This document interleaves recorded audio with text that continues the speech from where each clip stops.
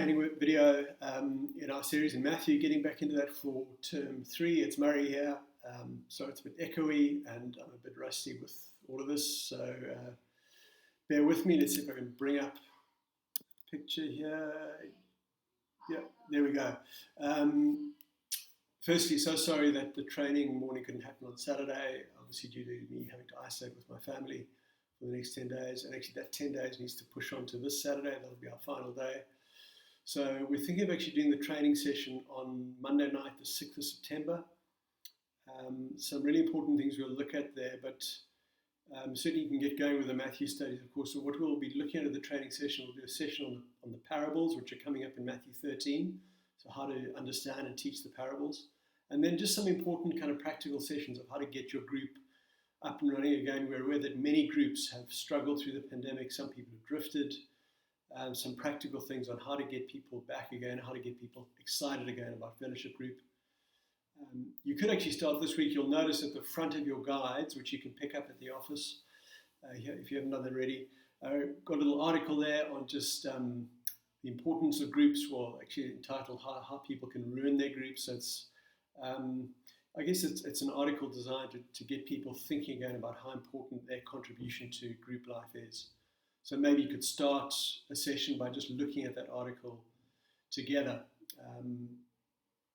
But let's get into Matthew, and we're in this session, the section of Matthew 12, 1 to 14. There's a lot of references here to the Sabbath, and so I guess you could actually. You might want to do a bit of background reading on the Sabbath. Let me say a few things about that. I know when we hear Sabbath, we think straight away about creation. Of course, there is relevance there. But actually, in terms of the mindset of the Pharisees, they would have been thinking about God's introduction of the Sabbath as a sign of his covenant relationship with Israel. So looking back at passages like Exodus 31, 12 to 17, and of course in Isaiah 56, one of the key ways of kind of receiving God's blessing was to observe his Sabbath. So yes, there are links to creation, but actually the main thing in Israelite thinking, Jewish thinking, was that the Sabbath celebration was a sign of their covenant with God. Of course, in the minds of the Pharisees, the religious leaders, they had, because it was such an important sign from God, they had seen it as a key way to kind of earn God's blessing. And so they had become increasingly strict and pedantic about how to define what was work, what wasn't work. As I said in the sermon, there was this thing called hedging, where there was, if God's law was here in terms of strictness, they had put extra laws outside of God's law to try and just show him that they were taking his law even more seriously. But that had led to thousands and thousands of petty, detailed laws, which had actually become a huge burden to people. So when we come to this passage, you'll see here at the beginning that what the disciples doing here wasn't actually wrong. God's law allowed people to pick grain and eat it off the edges of the fields. It wasn't harvesting. So the Pharisees are actually wrong in accusing the disciples of doing something unlawful. And what's striking here is that Jesus could have actually sat them down and showed them that. He could have explained to them how they had misunderstood God's law, added to God's law. Instead, he takes the opportunity here to teach about his status and his role as the Lord of the Sabbath, who introduces a real Sabbath rest for God's people. And so to do that, he goes he makes kind of 3 Old Testament arguments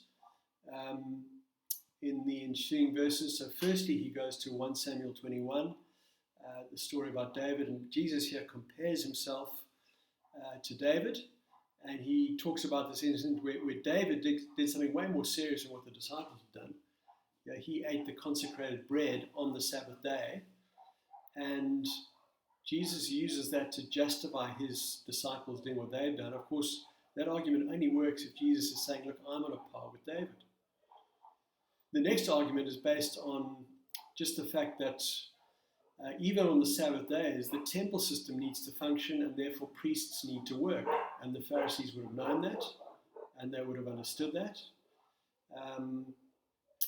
But Jesus says, see the telling verse there, verse 6, I tell you that something greater than the temple is here. In summary, the argument is so far to these Pharisees, look, if you understand who I am, you'll see that I'm greater than David. I'm even greater than the temple system. So, what my co-workers are doing, the message they are spreading, is more important. It's greater than even the temple system. The third argument is more probing or exposing the hearts of the Pharisees. Jesus goes to Hosea. He's done that already back in Matthew 8. He's actually quoted this verse already. In Hosea's time, the Jewish leaders were notorious for their obsession with rituals and micro laws and external things, sacrifices, etc. But they'd actually lost touch with the mercy of God. So they were oppressive leaders. They weren't emulating the mercy of God. They had forgotten that the only reason they're in a relationship with God is because over and over again, God had shown mercy to Israel. And so in quoting this verse, Jesus is saying to these leaders in his day, look, you're no better than the leaders in the time of Hosea. You too have lost touch with God's mercy, and in your leadership of people, you're not showing mercy. You're just placing burdens on them.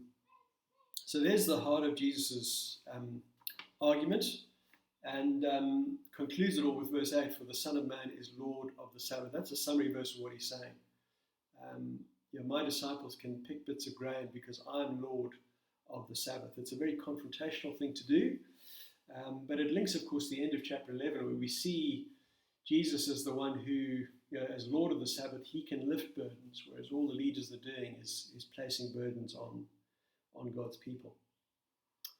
Then the next little part of the passage is Jesus goes to the synagogue, and there he sees a man with a shriveled hand, and in order to test him, the leaders ask, is it lawful to heal on the Sabbath?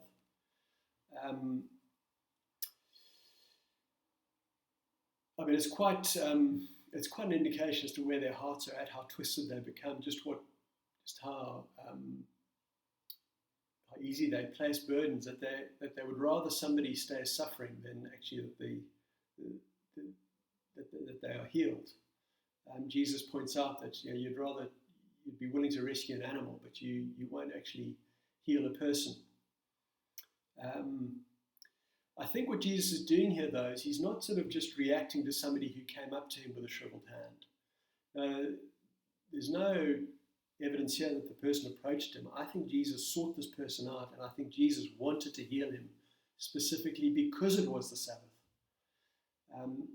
In a sense, the healing could have waited, or he could have done it in private, but I think he's making a point here.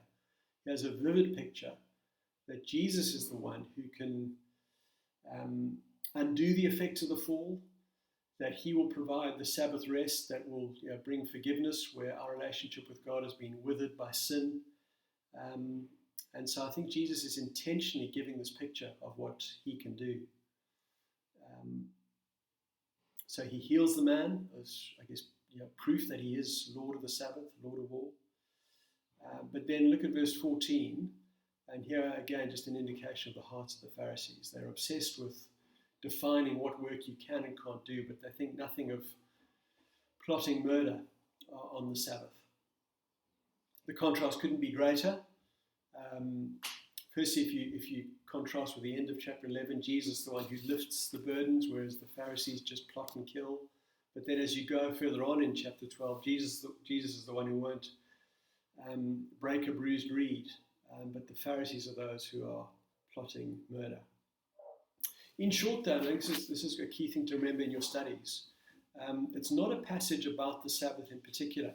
It's a passage primarily about Jesus and who he is. That's what we've been seeing time and again in Matthew. We've got to be pulling our studies back to who Jesus is. of course, it'll expose, this passage will expose for those of us who've been Christians a long time. We'll want to search our hearts as to whether we're becoming a bit more like the Pharisees, teaching more about God's rules than about putting Jesus first as the Savior, the Lord of the Sabbath. Let's make sure that we don't lose sight of God's mercy like the Pharisees had, and we end up placing burdens on people.